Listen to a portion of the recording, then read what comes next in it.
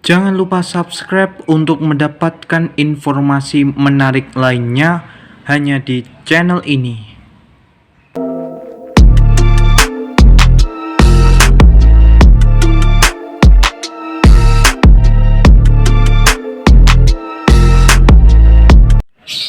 Assalamualaikum warahmatullahi wabarakatuh.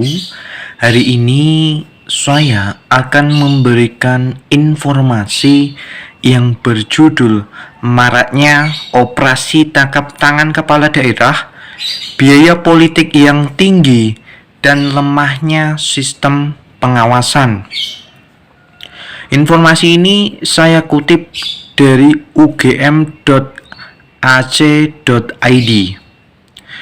Penangkapan Bupati Rejang Lebong, Provinsi Bengkulu, Bupati Pekalongan, dan Bupati Cilacap, Provinsi Jawa Tengah dalam operasi tangkap tangan oleh KPK kembali menambah daftar panjang kepala daerah yang terjerat kasus korupsi. Sejak tahun 2004 hingga Januari 2026, KPK telah menjerat lebih dari 201 kepala daerah dalam kasus korupsi tersebut. Bertambahnya daftar panjang kepala daerah dalam kasus korupsi memunculkan pertanyaan serius mengenai akar penyebab yang menjadi pemicu berulangnya praktik korupsi di tingkat kepala daerah. Guru Besar Universitas Gadjah Mada bidang Tata Kelola Kebijakan Publik, Profesor Dr.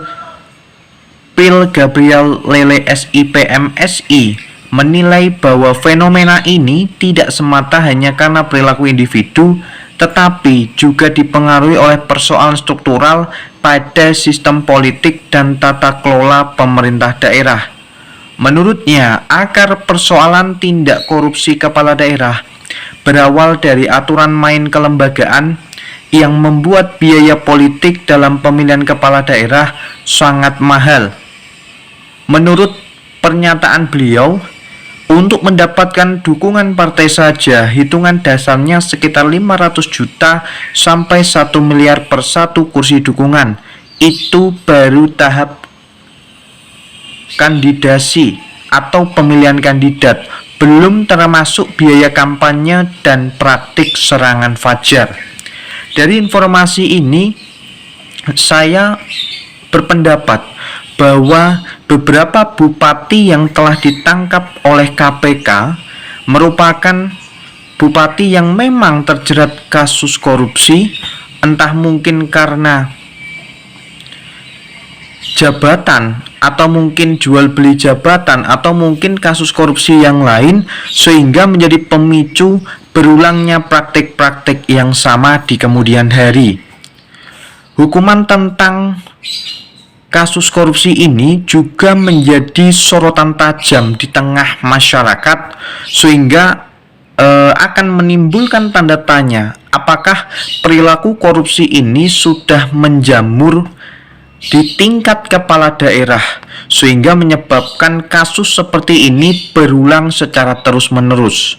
Berbagai contoh yang kita lihat baik di media cetak maupun online, kebanyakan kepala daerah yang tertangkap karena kasus korupsi ini rata-rata merupakan kasus lelang jabatan dan juga kasus tentang berbagai proyek besar.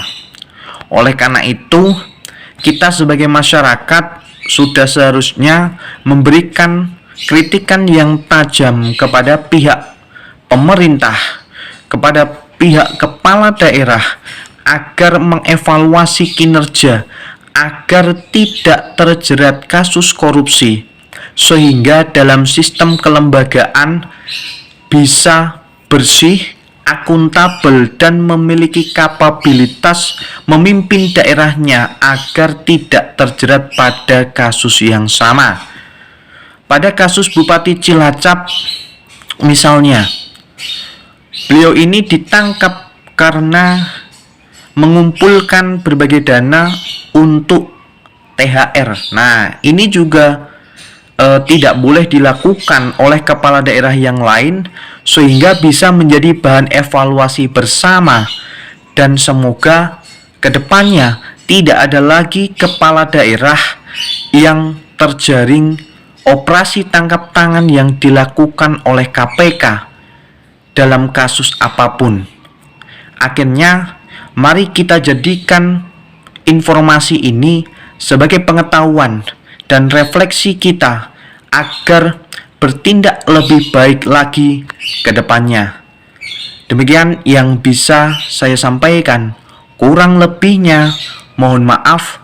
Wassalamualaikum warahmatullahi wabarakatuh.